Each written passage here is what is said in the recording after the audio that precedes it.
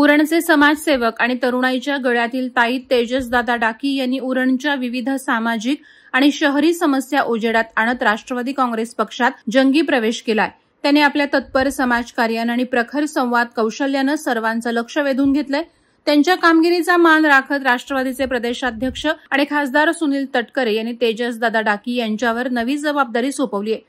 तेजसदादा डाकी यांची नुकतीच रायगड जिल्हा सरचिटणीसपदी नियुक्ती करण्यात आली। त्यांच्या नियुक्तीचा सन्मान एका छोटेखानी कार्यक्रमात पक्षाच्या पदाधिकाऱ्यांमार्फत करण्यात आला।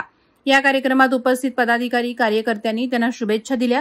कार्यक्रमाच्या वेळी तेजसदादा डाकी यांचा उत्साह आणि कर्तव्यभाव स्पष्ट दिसत होता।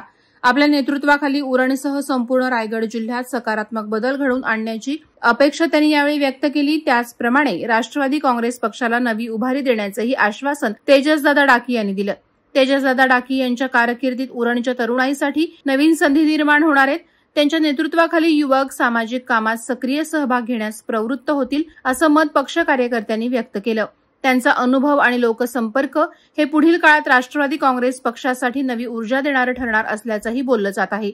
उरणसह संपूर्ण रायगड जिल्ह्यात तरुणाई अच्छे दिन अनुभवण्याची शक्यता आता अधिक दृढ झाली आहे। तेजसदादा डाकी यांचे हे समाजकार्य स्थानिक तरुणांसाठी प्रेरणादायी ठरणार असल्याची अपेक्षा समर्थक व्यक्त करत आहेत।